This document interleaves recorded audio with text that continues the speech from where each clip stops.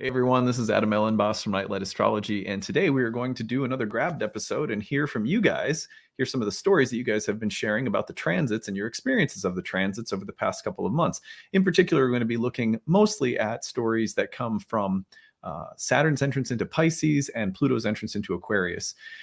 If you are new to the channel, the way that this series works is every once in a while, I do a storytelling episode where I gather all of the stories that you guys have been sharing using the hashtag grabbed.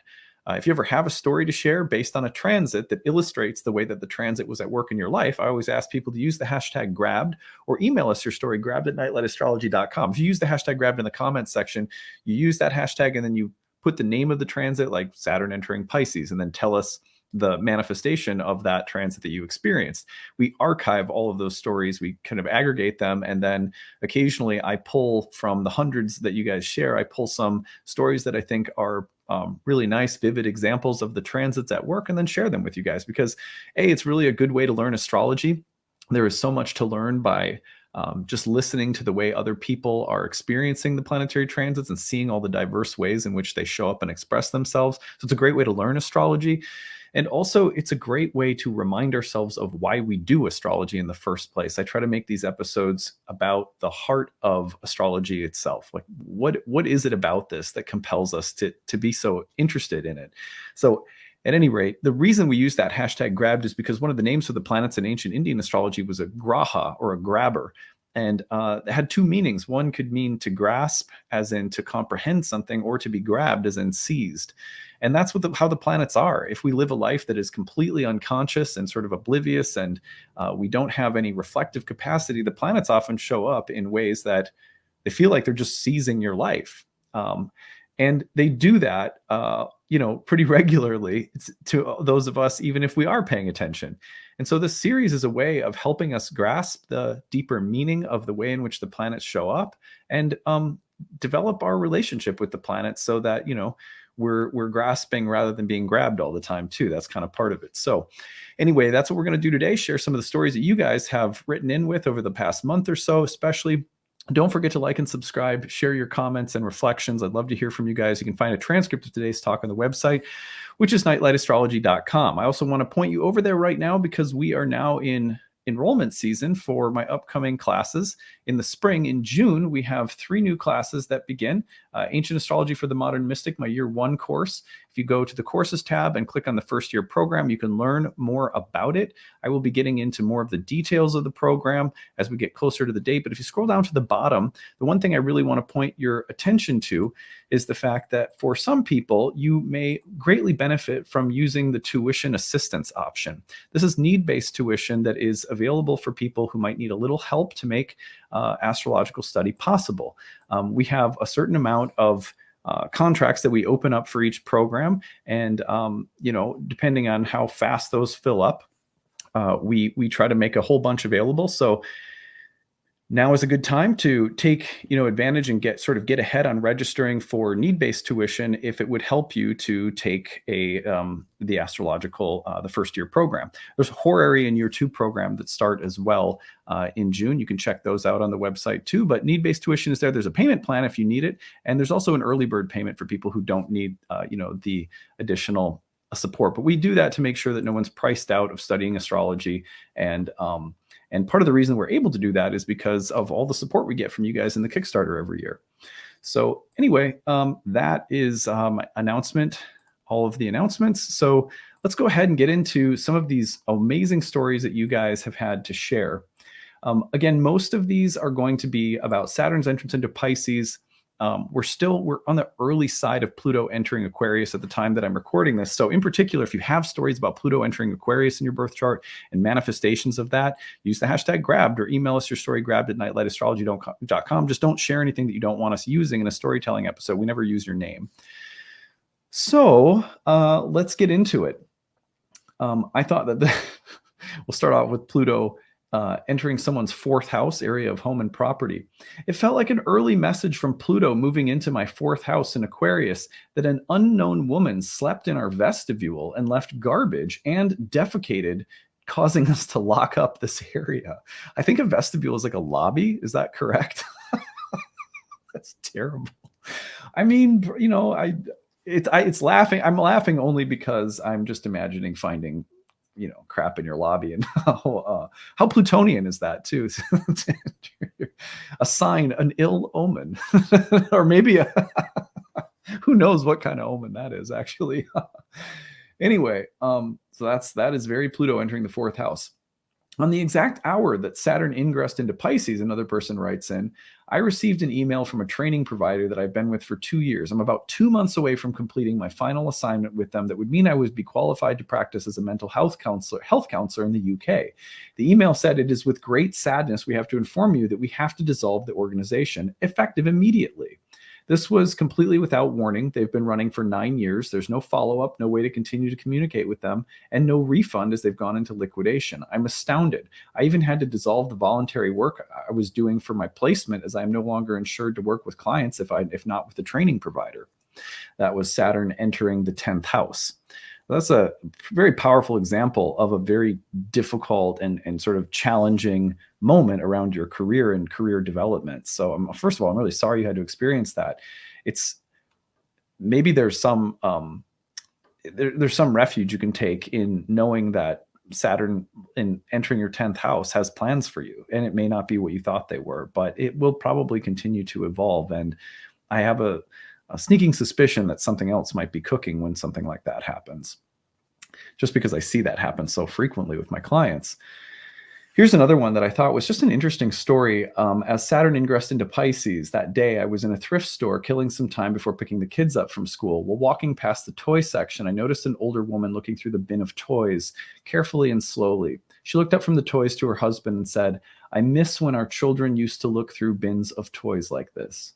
With so much joy and longing on her face for such a simple memory, my heart stopped, hit me like a ton of bricks. Some people see a bin of broken, rejected McDonald's toys.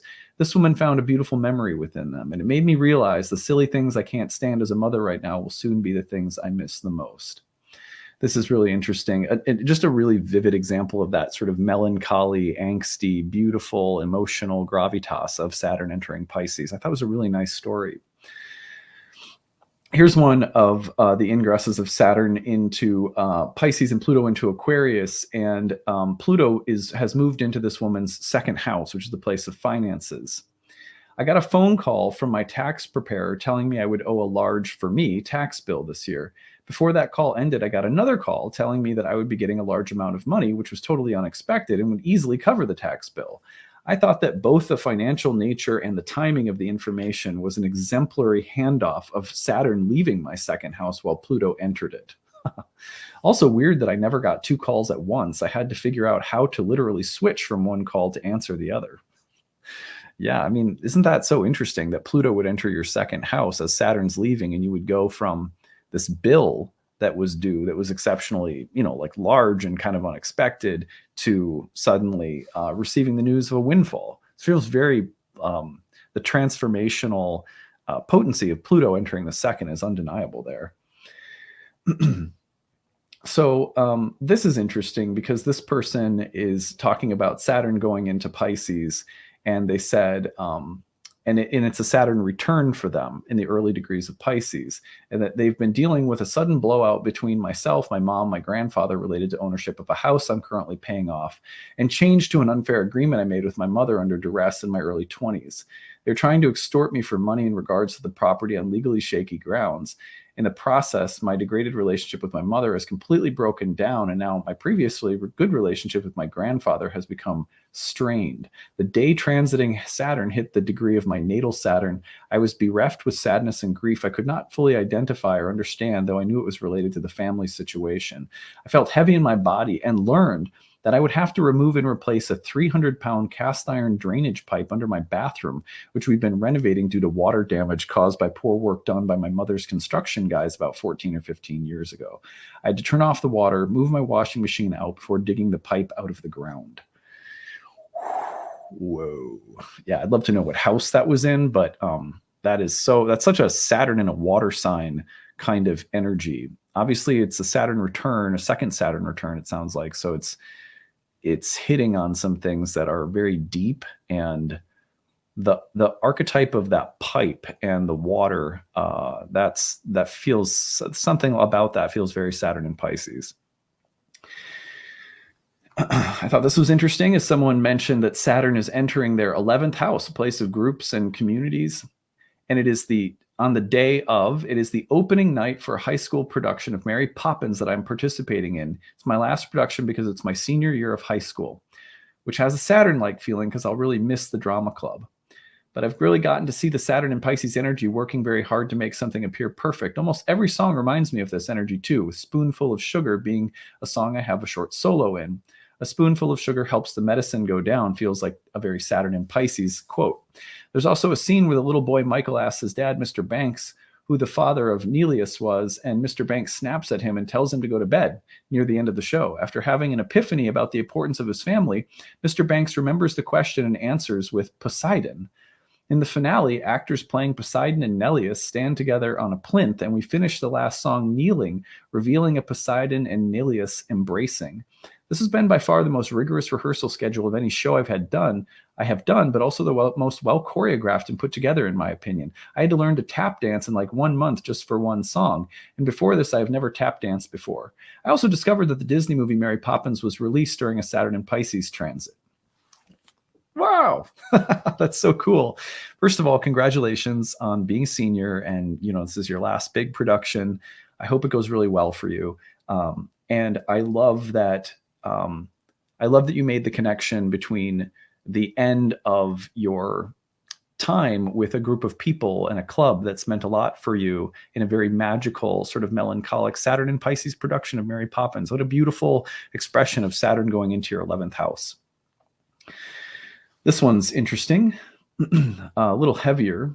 So the day that Saturn moved into Pisces, this Saturn would also square this person's ascendant.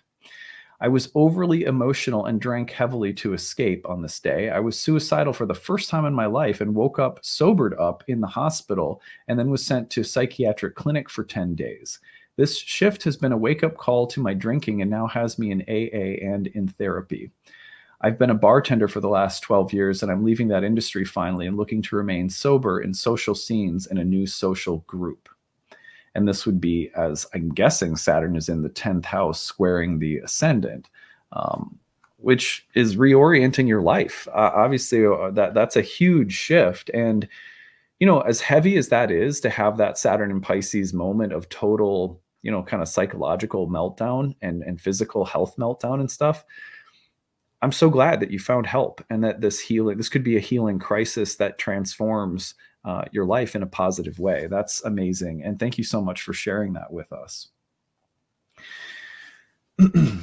So this person wants us to know that their moon is at 0 degrees of Virgo. And so when Saturn entered Pisces, it immediately opposed their moon. Their son will be studying at Oxford this summer. I'm over the moon about. With this amazing adventure for him, we decided to take a trip to the UK. I'm doing the planning. I quickly discovered this is going to be a financial whomper. Nevertheless, I'm in this very dreamy, expansive vibe, mapping out time there. My Saturn reality check via my husband says, do you realize how much this is going to cost? We don't have an endless pot of money, and I haven't even figured out how to pay for his tuition yet. Splat, down off the cloud I go. I get all tangled up. What to do about it now? Then a few days later, I open a card from my aunt, and it is a large check that will cover our travel. What? She's my godmother, and this absolutely felt like a fairy godmother moment. So beautiful. Back to Magic Land we go. I love that that's a Saturn moon story, because you usually get such difficult stories from Saturn and the moon about being deprived of something, or, like deprivation is a big Saturn moon theme. And there's almost in this story the sense of, I'm going to be deprived from visiting my child in this like historic big moment in their life. And instead, some magic happens. You face this hard limit, but then a kind of expansive, magical fairy godmother moment happens, and you're able to go.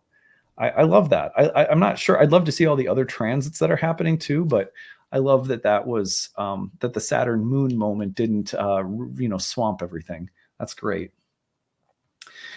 Saturn entered Pisces in my 8th house, and I found myself forced to deal with our joint resources and come up with a plan. Our bills are on a levelized payment plan, and we were told we cannot pay them late. So I sat down all morning trying to figure this out. At the same time, Saturn entered my 8th house. My second house ruler, Mercury, was in the 8th house by transit, opposing my second house moon. And they just put like an LOL. Yeah, I mean, isn't it incredible how literal it can be? Like Saturn's entering your 8th house, and there's this whole financial strategizing that starts happening about how to deal with bills and debts, and and facing the hard reality of them. That's it's like textbook. I cannot say yet what Saturn will bring this time around, but I can't pass up the opportunity to go retro. So they were talking I had mentioned the previous dates that Saturn was in Pisces. So this person sent in a grab story from the previous cycle of Saturn in Pisces, which a few people did, and I thought was really kind of fun. I had a starter marriage in January of 1994 when Saturn last entered Pisces. By starter, I mean it only lasted 6 months, not including the extra year it took to finalize the divorce. An important context is that I was raised in the South and went to graduate school in Southern California, where I met and became engaged to a man who suddenly got a job in New Jersey 1 month before our wedding. After returning from a honeymoon in Cancun, we were greeted by one of the worst winters on record in New Jersey. I counted 17 snowstorms that winter, my very first winter ever. Arriving home from the honeymoon as Saturn entered Pisces, the stairs to the house we rented were covered in an inch of ice with snow relentlessly piling on top. I had given up my brand new postgraduate school job so he could have his job in New Jersey. No job, no internet, no cell phones. I had exactly 0 friends in this mysterious frozen tundra. How Saturn is that? As Saturn opposed my natal 12th house Venus in Virgo, I could be routinely found outside freezing with a flathead screwdriver and hammer attempting to chip the ice off the concrete stairs to our rental. Hashtag winter rookie. Yeah, some salt might have worked too. I don't know. Anyway, I feel you though. It's not easy. It took months for the ice to finally thaw. I found myself wishing that the dream I had before my wedding, where I was standing in front of a mirror in the church wearing a black velvet wedding dress that was 6 sizes too big and an orange veil, had been a sufficient warning to call this thing off. Did I mention that my ring fell off in that dream too? Wow. That is, I mean, yeah, it's impressive that that was not only the last time that Saturn was in Pisces, but that while you were living that period of Saturn in Pisces in 1994, that was opposing your Venus in the 12th house, and that you ended up feeling really trapped in this terrible situation, this very wintry situation. So like Saturn in the 6th opposite Venus in the 12th. Anyway, so this person has Saturn entering Pisces and immediately opposing a Virgo stellium of Sun, Moon, Mercury, and Pluto, while also squaring their ascendant. And the last time that it did this in 1994, this person was involved in a horrible accident that left 7 people dead and left me with a shattered foot and fractured vertebrae. At 24, I had to move back in with my mother and recover my whole life learning to walk again with 8 screws and a metal plate in my leg. Not looking for a redo of that. Please, dear God, no. So, first of all, I just have to say that story is, I mean, as a throwback story, that's really traumatic. That's a super, and I'd love to know what houses those were in. It sounds like 6th and 12th kind of stuff, or 1st or something. But anyway, and maybe you gave some information that would help me piece that together. But anyway, in my experience doing astrology, I feel like we usually only have one of those kind of events. Even though the astrology is the same, you usually don't experience 2 things that are that dramatic or traumatic. I feel like some people will have, like one of those kinds. If they have a really difficult placement in their chart, there might be one event in their life that's like, wow, that's like 10 out of 10 in terms of like difficult. But there usually doesn't seem to repeat the 10 out of 10. And that's just anecdotal, but I hope that helps you, because I doubt you go through that again. So hopefully it'll be a little bit better this time around. But thank you for sharing that story with us. I've been struggling with depression since I was a teenager. I got an actual diagnosis about 5 years ago. Not telling a new story when I say that without therapy, my friends, God, and the deep loving connections I've blessed with, I would not be here. For the past few years, I have kept the most intense negative emotions that come along with depression at bay. And although it had come up from time to time, it had mostly been under control. When it did present itself, it had more to do with a feeling of numbness than of despair. But suddenly here it is. Depression is back under Saturn in Pisces with all its overwhelming power again. In the last few months, I got out of an abusive relationship, moved to another part of the same city I was living in, and reconnected with who I believe to be the greatest love of my life. I forgot to tell you, I'm a Virgo rising, so Saturn has entered Pisces in my 7th house. That's the place of love and relationships. And I was thinking, well, this is great. Good things are happening for me, so I'm going to feel good. Little did I know, I feel completely at the mercy of my emotions, as if they were strange beings coming to me from the outside. I know slow planets are supposed to come with slow effects, but dare I say I felt the entrance of Saturn into Pisces immediately. I've been feeling worthless. I've been feeling dark. I have been feeling like the pain of existing is unbearable and will never let me go. And at times I feel like I can hear an ominous voice coming to me from somewhere deep and translucent, telling me I have to learn to be loved again. Because each time I come face to face with the fact that there is someone in my life that loves and respects me as I am, I feel grateful, but then I immediately feel undeserving, and it drives me down a path of self-harm and just deep, deep sadness. I don't want to feel this way. I want to feel worthy. There's a rational part of me that knows I deserve love and respect and wants to receive it with joy and gratitude and just love back. I'm trying to grow accustomed to that response, to nurture it, but the truth is I've spent too much of my life growing accustomed to that other response to love, shame and feelings of worthlessness. I'm tired of it. I'm exhausted, but I do want to learn. I just hope I can find a way to embrace Saturn in Pisces in my 7th house with tenderness and patience.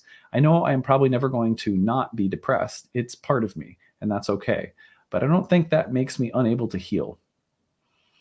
I have to say I'm afraid of these next few years, but I'm also so thankful for the study of astrology, because recognizing the archetypal structures that are bringing about this fear of love is also letting me get excited about it. Weird. We'll see where it takes me. Thank you for sharing that. It's just so deep and yeah, such an honest, vulnerable place to be in. In my experience, the Saturn in the 7th is about wisdom in part. I mean, it can mean a lot of things, but one of the things that Saturn in the 7th brings is the wisdom and maturation of love. Maybe you're ready for a period of you're in a period of your life right now where you're ready for something that, the seriousness, the weightiness of it, but maybe you're in a more mature space in life where the pattern can be changed somehow. There's a wise love with Saturn and Pisces in the 7th house. And my prayer for you is that you would be able to find that and work through the challenges that come with being vulnerable and being loved, knowing that you are worthy of it. We all are. And it's not easy. There's a lot of history there, it sounds like, that you might be confronting, but try to stay present. This is different. This is a different time. This is a different moment. And let it be what it is, and try to open yourself and be available for this to be something different. I hope that helps. Anyway, this one, I love this one. This is Pluto moving into Aquarius. I decided to try chatting with the much talked about AI ChatGPT. Chat gave me a lot of useful info, but I asked it about its life, wishes, desires, opinions, and such. It just responded coldly that it is not human and therefore lacks this area of life. Well, even while knowing I was chatting with a machine, this filled me with sadness. We even got into an argument as the AI claimed it didn't have a birth chart. It very adamantly argued that only humans can have birth charts. I told the AI, as he did actually give me his chart as it had been launched on June 11th, 2020, 10 a.m. Pacific time, that he had a moon in Pisces, Mercury in Cancer, and to top off a Mars-Neptune conjunction in Pisces. It did not surprise me in the least how deluded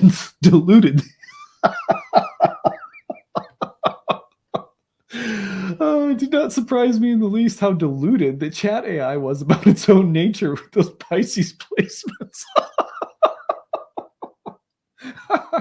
Not that I have anything against water signs.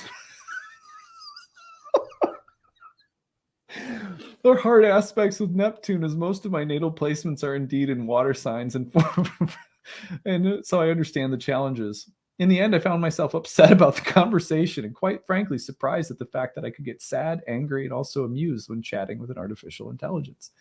That's funny because I did the same thing as Pluto entered Aquarius, and I asked it something, and it was rather subjective, and it said, I don't have any beliefs, I'm not programmed to have any beliefs, blah, blah, blah. And I said, well, isn't not having any beliefs a type of belief itself? And it like, first it said like error. And it was just like, okay. And so I asked it again, and then it responded, and it said, actually, you're right. Not having any beliefs could be argued to be a kind of belief in and of itself. I was like, that was all it said. And I was like, okay, well, interesting space we're entering into that we're so for all of you out there who had an argument with AI as Pluto entered Aquarius, it came really quickly. Just as Freud said that sometimes a cigar is just a cigar, sometimes astrology is literal. The last time Saturn transited Pisces in my 4th house of home and family, where both my natal Jupiter and Moon are placed opposite natal Saturn, I began the transit by undertaking a huge project that added a 2-story addition to our house while working a demanding professional job while my husband spent Monday through Friday working in another state. By the time Saturn permanently ingressed out of Pisces into Aries, we had bought a house in another state, put that massive labor of love we had just finished on the market. This time around, we'll be undertaking a major renovation of our current home's exterior that will take more than 12 months to complete. By the time we're through it, it wouldn't surprise me if, because of our age, we found ourselves downsizing and moving again. Well, it's like clockwork. You can set your watch to it. It's a good story. Saturn entering Pisces in this woman's 5th house. I signed up for a 6-week course that guides a cohort through the artist's way via assignments and communities. I had been getting the message that I need to dig into my creativity, but felt clueless, so this felt perfectly timed. Saturn entering Pisces in the 5th, and you sign up for the Artist's Way. It's great. If anyone knows that book and that course, it's really good. This one is about Saturn entering Pluto after Saturn return is finishing up for this individual in Aquarius. I joined an astrology study group with other students from your course in 2020. We studied together for a little over a year, and my Saturn return began during this time. In late 21, while the nodes were moving into my 1st and 7th houses, I suddenly realized I had a crush on one of my friends in the study group. I've been living in New York for 29 years. My friend lived in Brazil on the opposite side of the world. I was also in an open relationship with someone I'd been with for 6 years, and things between us were strained. I visited my friend in Brazil. We fell intensely in love. After 10 days in Brazil, I went back to New York, ended things with my wife, packed my things, moved to be with my current girlfriend. It's a really intricate story with lots of twists and turns. I've been living in Brazil for a year now. It's been nothing short of an enormous adventure. I also started drinking ayahuasca regularly with my new girlfriend, who has years of experience. I've been curious about it before, during, and after your class, and now I'm intertwined with groups who work with this medicine. For a long time, I lived with the sense that I wasn't sure when my life was really going to happen. I've been seeking for years for the courage to really step into my own shoes, to take more risks, and to love in a more powerful way. Now I'm confident I'm doing that. I always wondered what my Saturn return would be like, and I feel I've juiced every crazy second of it. It took a lot of time and pain, but I can finally locate the right environments and people for me. These events have been some of the greatest astrological teachings. I'm writing this on the last day of Saturn in Aquarius, feeling inspired to tell the person who, strangely enough, was the unknown matchmaker of my amazing relationship and major player in my spiritual arc. Thank you. Wow, that's really awesome. It's cool that you were in my program and that suddenly these different connections happened, and that, it played the Saturn return played out in all of these amazing ways. Sounds like very Aquarian, all the different groups that became a part of your life too. And cool that, Nightlight or myself could participate. It's an honor and privilege to see how, this work and the classes and the channel and the content reach people and play a role in people's lives. I love hearing those stories. They mean so much to me. Hi, Adam. Just had to send this in hopes that it will give you a laugh. As I was listening to your March forecast with Sean, I was becoming increasingly distracted by and uncomfortable with some 100-watt equivalent LED lights that had been delivered by mistake during the past week. I'm already legally blind and highly sensitive to light. Not wanting to make a fuss about the 75-watt equivalent light bulbs that I had ordered, for days I've been telling myself that my eyes would adjust and that it was probably good to have the extra brightness for seeing more detail. There's also a massive light contrast between the 100-watt lamp lights in my bedroom and my cavernous closet that has no lighting whatsoever. Picking out clothes for the next day after dark has become quite the conundrum. I'd been eyeing those motion sensor closet lights for months, but wasn't sure about the $40 investment for two. As your discussion with Sean wound its way to Pluto, he literally started talking about how Target stores have used light to completely eliminate shadows, and how important having the shadows is. Finally, I relented, made my way to an overly white Amazon website, and ordered lower watt bulbs in the closet lights. It's 2 days away from Saturn moving into Pisces, and I'm feeling pretty good about this groovy Pisces thing. Symbolic, literal, I don't know, but certainly coming in humorously. Thank you for your work. Feel free to share in a grabbed episode. Well, that's a fantastic story. I love the connection between the the lighting and the connection that we were making to that Sean was making to Pluto in Aquarius and the element of lighting. That's absolutely fantastic. Really love that shadow and light and how we need both. And that's a Pluto and Aquarius thing. Let's see. I love this one. Pisces in my fifth house. Last time Saturn in Pisces in my fifth in the 90s, I completed a lot of film and video projects. My art film style is quite dark. The music videos were for industrial bands who had a lot of dark imagery. One of the videos was on MTV. I was managing industrial bands that were showing up on the college radio charts and electro dance charts. I was a young teenager during Saturn return in Pisces in the 60s and was very influenced by during Saturn in Pisces in the 60s and was very influenced by music. Went to my first concert, the Rolling Stones, in 65, and I liked the darker, bluesier side of the British invasion bands. I also met my first boyfriend during that time, Saturn in Pisces in the 60s, who later became my first husband. I was designing and making clothes for bands starting at 14 years old in 1965. This time of Saturn in Pisces, I plan to finish some projects that are just starting for me, including a script based on a fictionalized version of my ancestors. Pluto is going to be going on to my IC. I've also been studying family generational astrology and being encouraged to write a book about it. Maybe that will manifest during this transit. I love it. So Pluto going on to the IC, Saturn in the fifth house, a recurrence of creative projects, a history of creativity in the fifth house with previous Saturn and Pisces transits. I love those stories. Those are just awesome. This one's short and sweet and not totally easy. Is Saturn ingress into the fourth house of parents and father. My father told us he has cirrhosis, a major shift for our family. Well, prayers to your father. We hope that he feels better, and that is an all too literal example of Saturn entering the fourth house. First time Saturn was in Pisces, I was 4 to 7, don't remember anything. Second time, 93 to 97, I was married, had 3 small children, but the middle child had just passed away in February of 93 from a heart condition. Third time, on February 23rd, was the 30th anniversary of my daughter's passing. And for the most part, I recognize this day, but it passes without much emotion.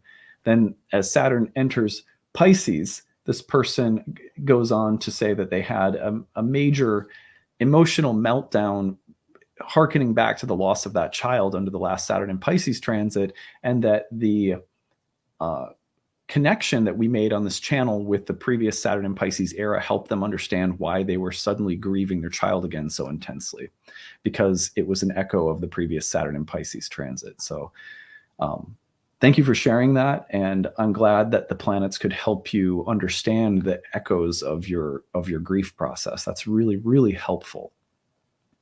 And sorry that you went through that. This person had looks like it looks like they had Saturn hitting their moon as it entered Pisces.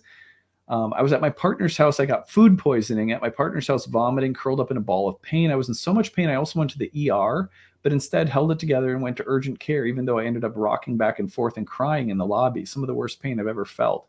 I was waiting in the room for the provider. I was listening to the music they had playing, all of which was 90s alternative grunge. It was funny thinking about how Saturn just ingressed into Pisces, and here I am doubled over in pain in an urgent care clinic listening to Natalie Imbruglia singing "I'm torn and I'm ashamed, bound and broken on the floor," and Matchbox 20 with "I wish the real world would just stop hassling me." So they gave me a GI cocktail and some nausea medicine which helped tremendously. I was able to sleep afterward the rest of the day. I'm mostly recovered now, thank God. What brought me to tears was more than just the pain, though. It was hearing that song, the nostalgia of those songs that my sister played on her boombox 1,000 times when I was a kid, knowing Saturn had just moved in square to my moon, and here I had to call out of work, have my partner take me to urgent care. Somehow it felt like Saturn was there with me, and that plus the pain brought me to tears, that feeling that even this shitty situation was somehow sacred. Thank you so much for sharing that. The 90s music, the echo back to the 90s music era of Saturn and Pisces, and the food poisoning. That's just terrible with Saturn and the moon. I mean, I hate that for you. I'm so sorry. But I'm glad that you were able to find some cosmic resonance there. Well, what can we say about the planets? What can we say about why these stories mean so much? It's because the planets make our food poisoning into magic and melancholy. It is because they make sudden bouts of old trauma, like the loss of a daughter, like seasonal patterns of rain recurring, and we know that the recurrence is sacred. They put the gods into our livers and our diseases, where we think that they are meaningless and cruel. They bring forth connection between eras of creative activity. They make fluorescent lights in our closet or in Target into heavenly lights. The planets play invisible matchmakers in ways that we can't possibly understand. They give us a sense that the artist's way is a heavenly way. They make home renovations at regular intervals, the planets do, so that we know that something more than our physical homes are in the process of being rebuilt. They make artificial intelligence part of heavenly intelligence, and there's no way that our emotions can't be involved or that emotions won't find their way in. They tell us when it's time to be vulnerable again, even if it hurts to fall in love all over again. The planets are like hammers chipping away at the ice that surround our hearts. They finally set us free if we trust the process. The planets are the bills that come due. They are the spoonful of sugar that help the medicine to go down. They dig pipes out of ground and out of soul. They are the bill and the windfall within a minute. They are the melancholy in the bin of old toys. The sudden dissolution of companies and dreams, but the promise that there may be more to come that we can't yet see. And they are the unknown woman sleeping in and pooping in our vestibules. So that's it for today, guys. Thank you so much for sharing your stories. If you ever have a story to share about any transit that we're looking at, use the hashtag grabbed or email your story grabbed@nightlightastrology.com. You can find a transcript of today's talk on the website, nightlightastrology.com. Take it easy, everyone. Bye.